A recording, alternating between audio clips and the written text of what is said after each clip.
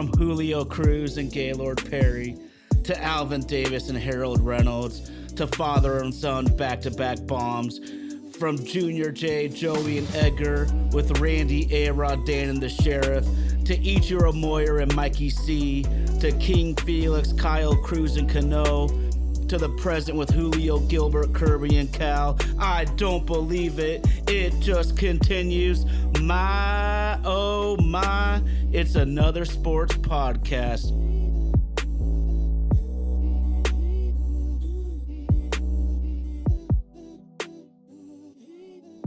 My, oh my, it's another sports podcast.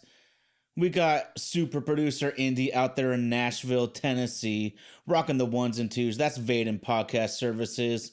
Vaden Podcast Services, bringing this show to life. Got to give a huge shout out to the best co-host a dude could ask for. He brings it hotter than an Albuquerque summer. RG is unavailable tonight, so it's your boy Ty Talks. Let's get down to business. I don't got no time to play around. What is this? There must be a circus in town. Let's shut the shit down on these clowns. Can I get a witness? Hell yeah. Well, folks, my oh my, we've witnessed an up and down season for the Mariners, taking one step forward, one step back, and doing it over and over and over again. The last week and a half has been exactly that. Putting the team at 37-36. We're already 5 games back of the hated Houston Astros in the AL West, but we're still only a half game back in the AL wild card.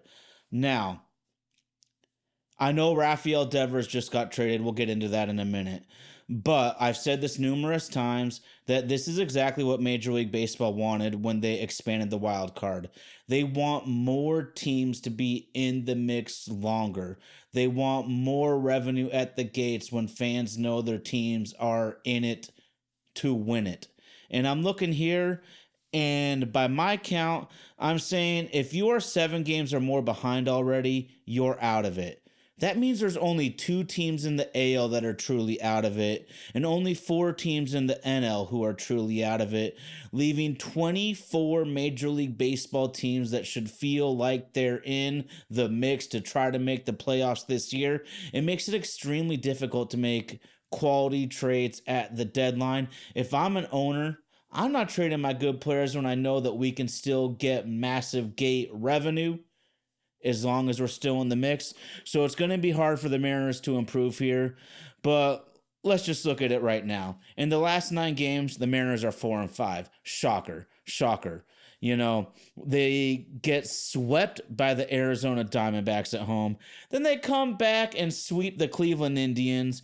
And then the Boston Red Sox come into town and they take 2 out of 3 versus our beloved Mariners here at T-Mobile Ballpark. And so this honestly seems kind of like a mediocre team. And it's kind of crazy to me because the Mariners actually have a lot of high-end talent. They have, by my count, 5 players right now that are having all-star quality seasons. Will all 5 of those guys make it? Probably not. That's how the voting rolls. But all that matters is if you're putting in the work, getting the production. And so it's just disappointing to see. There's too many guys on the Seattle Mariners ball club that are just not producing right now. And I'm looking at this, man. I'm looking at this right now. The Mariners won 1 out of 3 games versus Boston, and they allowed 5 runs. They lost 2 out of 3 games, allowing 5 runs in totality. Where's the bats? Where's the bats? And looking at the overall stats, it doesn't look too bad. You know, tied for 19th in average, 14th in runs, 8th in home runs, 13th in OPS, and 9th in on-base percentage. But we know that a ton of that production came in April. And to top it off, we might be 8th in home runs, but the Mariners have hit the 2nd fewest doubles and hit the 2nd fewest triples. And then I don't want to put too much blame on these guys because it feels like the entire offense is basically carried by JP, Cal, and Julio. But against Boston, man, we get the bases loaded with no outs. JP strikes out, J-Rod strikes out, Cal strikes out. You got to get these dudes home. And I'm really not trying to shit on those top three dogs right there because they're all having all-star quality seasons as we speak right now. But they got to come through. This is not a deep team. In fact, I would say it's an extremely top-heavy team. Jerry Dipoto, he's done a good job of getting in some quality studs, but he's done a terrible job of filling in around them. So where do we look now? One thing that frustrates me, and me and RG have talked about this for the better part of a couple years now. The Mariners are wasting their pitching window. And I'm just looking at this right now at the pitching staff relative to Major League Baseball. We're talking about 16th in team ERA, 17th in quality starts. They've given up the 11th most home runs, and they're only 19th in Ks and 18th in WHIP. I mean, guys, this is a team that for the last 4 years has been the top 5 or better in all of the major pitching categories. Right now, we're easily in the bottom half of all of these important pitching categories. So, am I worried? Honestly, not really. Not really. I mean, we get George Kirby back, and he's starting to look like George Kirby again. LG, the OG, comes back from injury and is his brilliant self right out of the gates. So recently I heard on the local radio, ESPN baseball insider Jeff Passan said that one of the telling situations in baseball right now correlating to winning and losing is simply how many home runs you give up. How many home runs do you hit?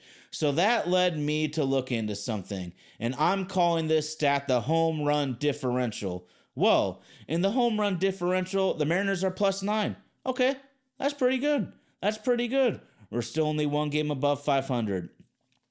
Now, I wanted to look at a bunch of the top teams right now. The Yankees +40, the Cubs +24, the Mets +41, San Diego surprisingly at -9. Here's the clear-cut thing, guys. Here in the home run differential, all but one of the top contending teams has a positive home run differential, and every single divisional leader in baseball right now has a positive home run differential. This shit matters. Do I believe in small ball? Of course, y'all all know I do. There's a time and place for everything, though, and you can't catch a home run. I mean, look at what Cal's doing. 27 bombs. 27 bombs from your freaking catcher, Cal Raleigh, Captain Cal, Captain Clutch. Thank you, bro. We need every one of those, but it's clear as day. Preventing home runs and knocking them out yourself is a clear-cut way to gain advantage in Major League Baseball right now. So just a minute ago, I was talking about JP, Julio, and Cal striking out back to back to back with the bases loaded and no outs. So here's what I'm looking at, man. We need these guys to be better in the critical situations. In the critical situations, Julio Rodriguez, with runners in scoring position and 2 outs, is hitting 182 with a 580 OPS. Captain Clutch, Mr. Cal Raleigh, with 2 outs and runners in scoring position, is hitting 222, but with a 1.104 OPS. Bottom line is, Cal might have a low average there, but we know his slug is major. I mean, the dude is leading the league in home runs. He has more home runs than Aaron Judge. Cal Raleigh only needs one more bomb before the All-Star break to tie Johnny Bench for the Major League record for homers before the break by a catcher. Dude is having an incredible, dare I say, historical start to the season. Looking at Randy Arozarena. And with runners in scoring position and 2 outs, my dog is hitting 167 with a 691 OPS. I know I just talked about how home runs are a critical factor each way, pitching and hitting, to deciding ball games. But of course, situational clutch hitting will never go out of style. There will never be an amount of analytics or math behind the scene that will tell us and make us believe that hitting with 2 outs and man on base is not crucial. Because we know it is. We know it is. And we got to get these guys home. And I know I've been on the negative train so far, but it's frustrating right now. And on My Oh My, it's another sports podcast. We pride ourselves on keeping it real and telling y'all what we're seeing. When I want to love these dudes up, nobody loves them like I do. I love these goddamn Seattle Mariners. My entire life, man. 40 goddamn years now, for Pete's sakes. I've been a big Jerry DiPoto fan. But he is really wearing thin with me. And this is where, when you collect more information, when you get more data, when you get more stats, when you get more years to see what's going on. If you asked me 3 years ago, I would have said Jerry DiPoto is a B+ or an A- GM. Right now, he's probably like a C+ at best. You might be able to say even worse. The only reason he looks so good to me and many other fans is really just we're comparing him to a franchise that's been in it for most of my life and most of the franchise's history. Because if the Mariners finished over 500 this year, it would be the first time in franchise history that the team has finished 5 straight seasons over 500. But as of right now, it's only resulted in 1 playoff berth, no divisional titles, and only 1 playoff series win. So they might be consistent, but it's sure as shit not getting the job done. It just isn't. Maybe that's the ownership's plan. Y'all know how I feel about that. One move's really bugging me, though. One move is really chapping my ass, man. Trent Thornton, man. He was really good a year or two ago. But as we know, relievers, and especially relievers that don't have exceptional stuff, boy, it can be flash in the pan. And it looks like that's him. And a dude with a 7.08 ERA and only a 1.8 strikeout to walk ratio, making $2 million right now, he stays on the big club. Trent Thornton's on the big club with a 7.08 ERA. And my dog, Jackson Kowar, former first-round pick from the Atlanta Braves via Kansas City, I believe. Former first-round pick, Jackson Kowar. 2.08 ERA with a .92 whip and a 2.7 strikeout to walk ratio. And he's the one we send down. Not only does he have the potential, he has the production. Make it make sense, man. I know that the ownership group wants to pinch some pennies. I know that Jerry DiPoto is probably trying to save face. But in baseball, this money's guaranteed. This is dead money. This is money you're not going to recoup. Do what's right for the ball club. And if you're scared to lose Thornton, if you DFA him, I highly, highly doubt that someone's going to pick him up on the waiver wire and try to give him whatever money's left on his contract this year. So make it make sense. I want to get into something, though, really quick. My boy, the best co-host a dude could ask for, RG. He is a huge Rafael Devers fan. Who wouldn't be? He's been one of the best hitters in the league since he stepped into the big league batter's box. Traded for a relatively cheap price to the San Francisco Giants. He was never in the mix, though, guys. Never in the mix. He's got a 10-year contract for $313.5 million. And the kicker, the Mariners probably never even spoke to Boston about this because he's got 8 years left and roughly $283 million on the contract. Great move for San Francisco. But sadly, because Lord knows the Mariners need help at first base and DH. I'm looking at this right now, man. The Mariners have 7 players with a negative WAR, and they have a negative 1.6 between Rowdy, Solano, and Taveras. Negative 1.6 WAR between Rowdy, Solano, and Taveras. Can't have it. We got to get more out of first base. We got to get more out of corner outfield. Devers would have been a perfect fit, but this ain't a perfect world, and that money was never going to match up. So I just talked about the Mariners with 7 players in a negative WAR. Frickin' A. We got Cal at 3.6, J-Rod at 3.2, JP at 2.9, and Randy at 2.4. We got some guys on positionally playing some solid baseball. But you need more than that. This is such a top-heavy ball club right now. We're so reliant on a couple of guys. Cole Young, though, showing signs of life. The advanced analytics don't like Ben Williamson. Well, I say fuck those analytics in this situation because I love what B. Will has provided some stability at third base for this ball club. So the Mariners are going to Wrigley Field for 3 straight day games on the weekend. How beautiful is that? Wrigley Field for the Chicago Cubs, the last stadium in baseball to get lights to have night games. And they're going to have 3 straight day games with the Ivy in the outfield. How beautiful is that? But what worries me is the Cubs are one of the best teams in baseball. This team is freaking dangerous. And in comparison, the Mariners have 3 players with a negative 1.6 WAR together. The Chicago Cubs got 5 guys in the negative, and that's negative 1.2 total. So you see what a really good team is. They don't have a lot of that dead weight. They don't have guys that are producing worse than nothing compared to a whatever player you bring up from the minors. If y'all didn't know, I know y'all are baseball fans, though, but it's hard to watch everybody. It's hard to keep up with everything when the games are played every day. But god damn it, there is only one center fielder in Major League Baseball doing better than Julio right now, and that's Pete Crow Armstrong, PCA.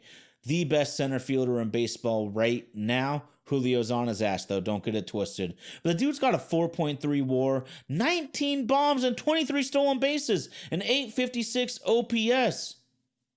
Damn. Young man, too. He's in the 87th percentile for batting run value. PCA is in the 99th percentile for base running and the 100th percentile in fielding run value. He is the only player in the outfield with a better fielding run value than Julio. This guy is doing fucking work. Kyle Tucker. We all know about Kyle Tucker. He's been whooping our ass for years down there in Houston. Oh, we are so happy he got traded out of the league. But Kyle Tucker doing Kyle Tucker things. With a 3.1 WAR, a 284 average, and a 909 OPS. 13 bombs and 18 stolen bases in the 97th percentile for base running 97th percentile for batting run value and the 93rd percentile for base running value. The Cubs got a lot more dudes than that. They have pitching. This is a dangerous team. The Mariners are really treading water right now. This is going to be a critical series after losing 2 out of 3 to Boston here. I want to put this in perspective, though, really quick. If Kyle Tucker is in the 93rd percentile for base running value, J-Rod's in the 80th percentile.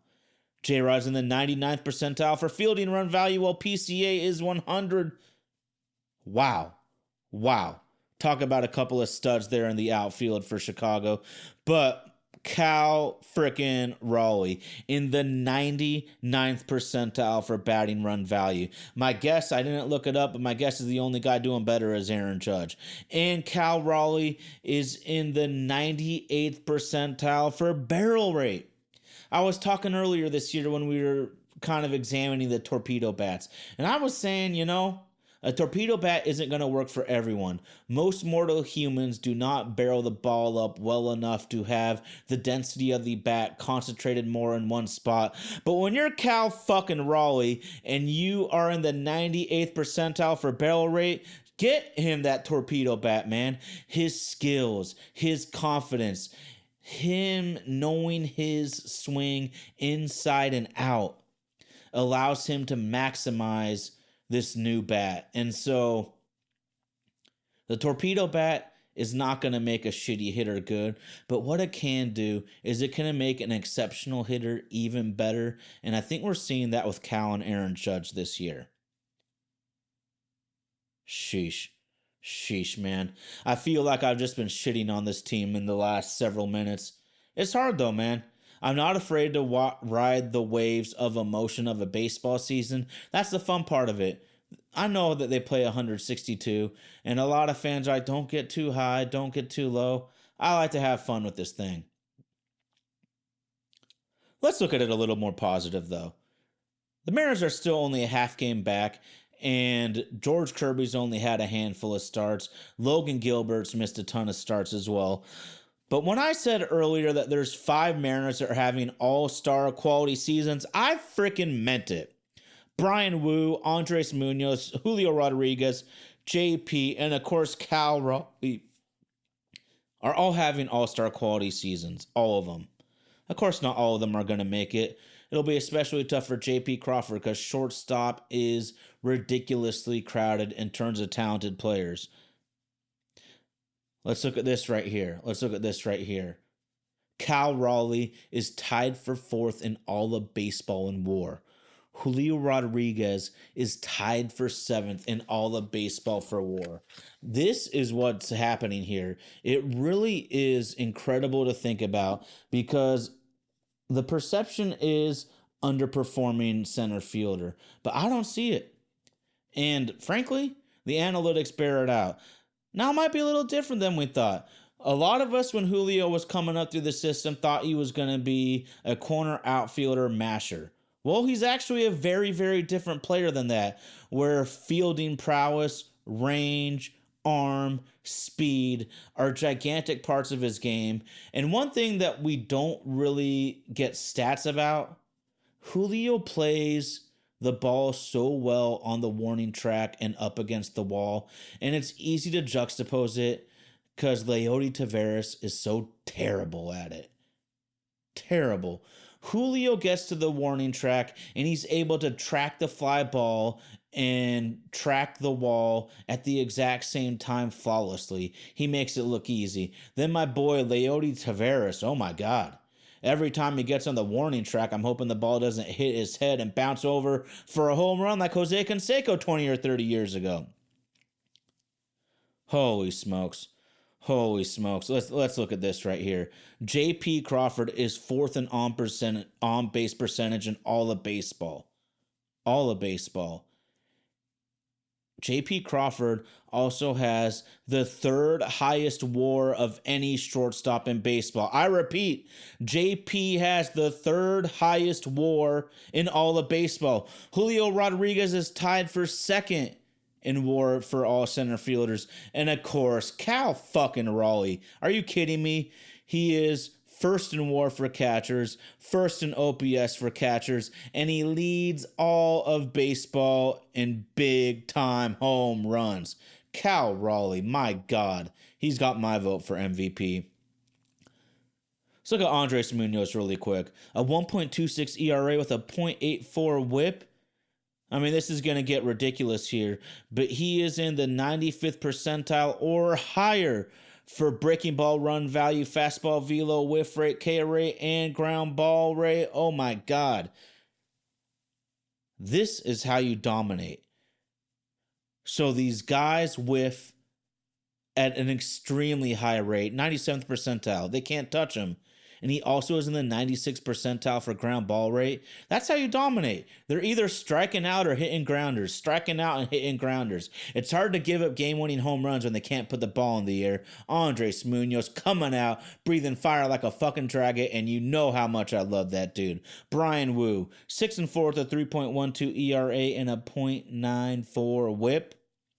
He's in the 95th percentile in pitching run value. He's in the 99th percentile for fastball run value and in the 96th percentile for walk rate. Brian Wu, bro. Brian Wu. You can't touch his fastball and he's not going to walk you. Now that's a recipe for success. This is why he's been a top of the line type of starting pitcher this year. You can't hit his fastball and he's not going to walk you. Fuck with that. You can't hit his fastball and he's not going to walk you. The bullpen's been shaky this year, but I am a little bit optimistic. We got Munoz doing what he's doing, like I said. Matt Brash has still given up 0 earned runs in 12.1 innings pitched, and he is just so fun to watch. Just electric. Spire, killing it this year with a 2.33 ERA. My boy Carlos Vargas, He's been a little bit up and down this year, admittedly. I just love a dude with raw stuff, and I've always seen that he has got superpowers that if he can harness them, if he can have some control, even better yet, command, he can be a devastating bullpen pitcher. We need to see the consistency. And Bizarro surprised us all. 3.22 ERA for Baz. That's better than all of us would have probably guessed. Another huge positive. George Kirby probably rushed back, struggled in his first couple of starts, is coming alive. 2 starts ago, 14 Ks and 0 walks. 14 Ks and 0 walks. And then he didn't have his best stuff versus Cleveland, but he still only allowed 2 earned runs in 5 innings pitched. We need George Kirby to be Furious George to get this train back on the tracks, coming down steam like a locomotive. We got to get coming downhill on these fools right now, but don't get it twisted. RG's favorite player. He's been talking about it for years now. LG the OG. First start back, 10 Ks, 1 walk, 2 earned runs in 5 innings pitched versus the Boston Red Sox. Dude, if we can get LG the OG rolling, if we can get George Kirby rolling, Brian Wu is having an all-star quality season. Emerson Hancock's only had 1 bad start since he got recalled from Tacoma. Luis Castillo, La Piedra, the rock of the rotation, is doing just that. A 3.38 ERA. He took the L in the final game of the Boston series. That means nothing to me in terms of how much I love the dude. Sheesh. Feel like I've been going off on a tangent. Got all these stats lined up for y'all. But you know what? The bottom line is the Mariners have to be a more consistent ball club right now. There's a reason they're a 500 team. They can't win consistently right now. And it's really hard to when 4 or 5 of your batters are going to give you almost nothing on a given night. Maybe we can find something from Ty Locklear. Maybe we finally bring up Harry Ford. But I'm frankly sick of Tellez. I'm sick of Solano, even though he's kind of improved lately. I am sick of Mitch Garver. We got some young dudes turning up in AAA. And let's give a huge shout out to Dominic Canzone. My goodness. I've always wondered, is he a 4A player? And this is what I want to say for Dom. Is I've jokingly called him the best low leverage hitter I've ever seen. And although that has a negative connotation, if you look at it from another perspective, what that really means is he can do it. He just hasn't done it consistently and hasn't done it in big moments. He's been a vastly different hitter since he's come up this time from AAA, and I hope he sticks. I hope he stays. Luke Raley's rehabbing at Tacoma right now. This team desperately needs reinforcements. Hopefully we're getting them from within, and y'all know where I stand. Y'all know I'm a ride or die with this team, man. I was loving this team when we had 100 losses plus. And Ken Griffey Jr. was a teenager, not even on the ball club yet. It's been like that. It's been like that. You know, as tough as the last week and a half has been, as tough as it's honestly been since the end of April, the Mariners are still only a half game out of the wild card. We have reinforcements coming. We have Bulldog all-star quality starting pitchers like LG and Kirby that are working themselves back into shape. We could really turn this thing around. It's just up to these guys to go out and get it done, man. My oh my, it's another sports podcast. Once again, gotta give a huge shout out in Nashville, Tennessee, super producer Indy. That's Vaden Podcast Services. Vaden Podcast Services. Shout out, we'll be back next Sunday to see all the homies in the live chat. Gotta give a huge shout out to my wife, Katie. I love you so much, and thank you for all you do, social media director. Thank you. RG, the best co-host a dude can ask for, man. The guy's been a terror since the public school era. I miss you, bro. Can't wait to get you back in the saddle, get you back in the batter's box. Y'all know what time it is. It's Tide Talks. I'm 10 toes down for the Seattle Mariners. Let's go, baby. My, oh my, it's another sports podcast. Get at us, people.